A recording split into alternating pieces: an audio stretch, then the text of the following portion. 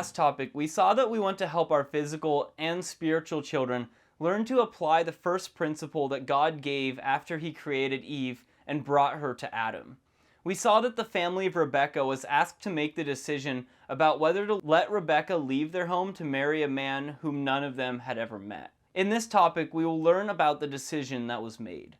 Genesis 24:50 through 56 says, "Then Laban and Bethuel answered and said, 'The thing comes from the Lord. We cannot speak to you either good or bad. Here's Rebekah before you. Take her and go, and let her be your master's son's wife, as the Lord has spoken.' And it came to pass when Abraham's servant heard their words, that he worshipped the Lord, bowing himself to the earth. Then the servant brought out jewelry of silver, jewelry of gold, and clothing, and gave them to Rebekah. He also gave precious things to her brother and to her mother. And he and the men who were with him ate and drank and stayed that night. Then they arose in the morning and said to her, 'Send me away to my master.' But her brother and her mother said, 'Let the young woman stay with us a few days, at least 10. After that she may go.'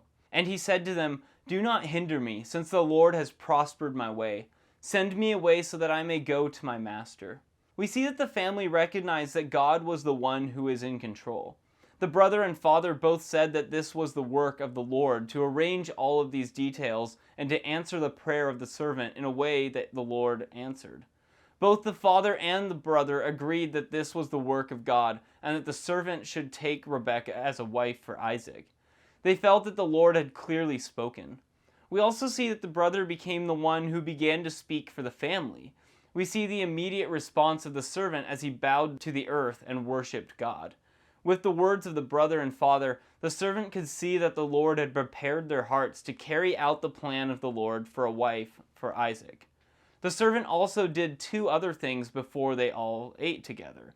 First, the servant brought out jewelry of silver and gold, as well as clothing for Rebekah. These were gifts from Abraham and Isaac for the future bride that the Lord had for Isaac. Second, the servant gave precious things to the mother and brother of Rebekah. This would have been the dowry.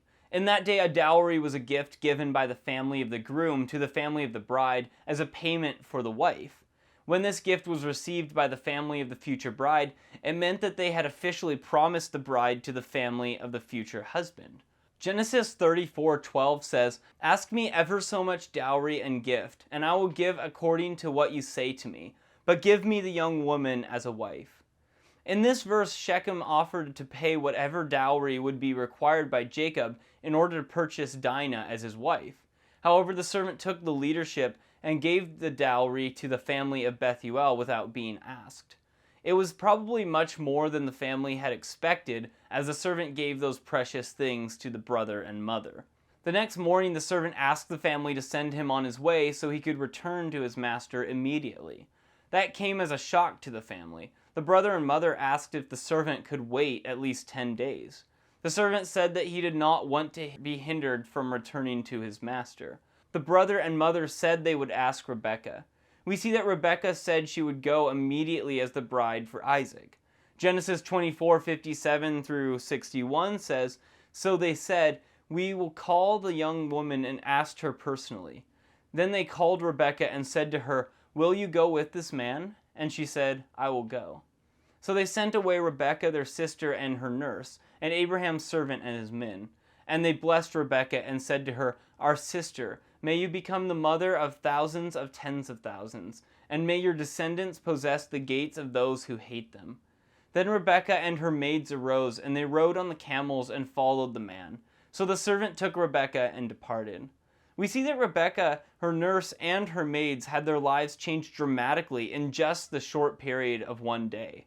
The family wanted Rebekah to stay for a few days longer. However, we see that Rebekah was ready to go immediately with the servant to become the bride of Isaac. As the family sent Rebekah away, the brother gave her a blessing. The blessing he gave to Rebekah was similar to the promise the Lord had originally given to Abraham.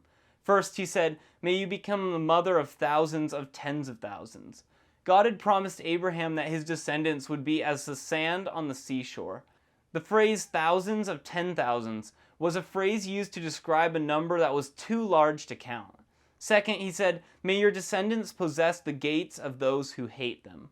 This was a phrase that was used in a blessing to say that a nation would have victory over their enemies that tried to destroy them. There were many nations that tried to destroy the descendants of Isaac and Rebekah. When the descendants were following the Lord, he gave them victory over many enemies. Once Rebekah announced her decision to go with the servant to meet her future husband, she was ready to go. We see that she did not go alone, as it says that her nurse and her maids went with her. The word translated nurse can either refer to one who nurses a baby or one older who served and cared for another. Genesis 35:8 says, "Now Deborah, Rebekah's nurse, died, and she was buried below Bethel under the terebinth tree. So the name of it was called Allon Bacuth." This verse tells us that the name of the one who served and cared for Rebekah was Deborah, and she died many years after she went with Rebekah. The word translated maids was usually used to speak of a young woman who was of marriageable age, or of a female attendant who served one who was a little older than the maid. In this case, it would refer to those who served Rebekah. We go on to see what happened when Isaac met and married Rebekah. Genesis 24:62 through 67 says, "Now Isaac came from the way of Beer Lahai Roi, for he dwelt in the south. And Isaac went out to meditate in the field in the evening, and he lifted his eyes and looked, and there the camels were coming. Then Rebekah lifted her eyes, and when she saw Isaac, she dismounted from her camel. For she had said to the servant, 'Who is this man walking in the field to meet us?' The servant said, 'It is my master.' So she took a veil and covered herself. And the servants told Isaac all the things that he had done. Then Isaac brought her into his mother Sarah's tent, and he took Rebekah, and she became his wife, and he loved her. So Isaac was comforted after his mother's death." We see how Rebekah met Isaac when they arrived back in the land of Canaan. Isaac was living in the south part of the land when the servant returned. Genesis 25:11 tells us that after the death of Abraham, Isaac lived at Beer Lahai Roi. This place is first mentioned in Genesis 16:13 through 14 when Hagar named this place. Those verses say, "Then she called the name of the Lord who spoke to her, 'You are the God who sees.' For she said, 'Have I also here seen him who sees me?' Therefore the well was called Beer Lahai Roi. Observe, it is between Kadesh and Bered." Hagar had fled to this place when Sarah told Abraham to cast out the bondwoman and her son because he was making fun of Isaac on the day that he was weaned. That is why Hagar called both God and the well where God spoke to her, "You are the God who sees." The servant and those with him arrived back at the place where Abraham and Isaac were living in the evening. Isaac had gone out into the field in the evening to meditate. As he was out in the field, he could see a caravan of camels coming in his direction. As the camels got closer, Rebekah saw Isaac in the distance and said to the servant, "Who is this man walking in the field to meet us?" The servant answered, "It is my master." Rebekah realized that she was about to meet the man who would soon become her husband. In that day, a man was not supposed to see the face of his future wife until after the wedding. As a result, Rebekah took a veil and covered her face. Then she dismounted from her camel so she could meet Isaac. Meanwhile, the servant had begun talking with Isaac and told him all the things that had happened while he was away. That included the trip, the prayer of the servant at the well, the answer of God to his prayer, the invitation to the home of the family, and everything else that had happened. So Isaac heard how the Lord had worked to provide a wife for him. Then Isaac brought her to the tent of his mother Sarah, since she had a veil over her face. Isaac did not see the face of his wife until after they were married. As a result, this marriage was not based on appearance, since Isaac learned at the wedding that Rebekah was beautiful. We also learn a very important lesson about marriage. We see that Isaac loved Rebekah. Love is not a feeling because feelings can change. These verses show us that marriage is based on a commitment to love the other person. Many years later, Paul wrote in Ephesians 5:28, "So husbands ought to love their wives as their own bodies. He who loves his wife loves himself." A marriage will only be strong when it is based on a commitment to love rather than outward appearance. We see that Isaac was comforted by this marriage after the death of Sarah. This marriage happened almost 3 years after Sarah died. This is a reminder that the grieving period may be an extended time for those who have lost loved ones.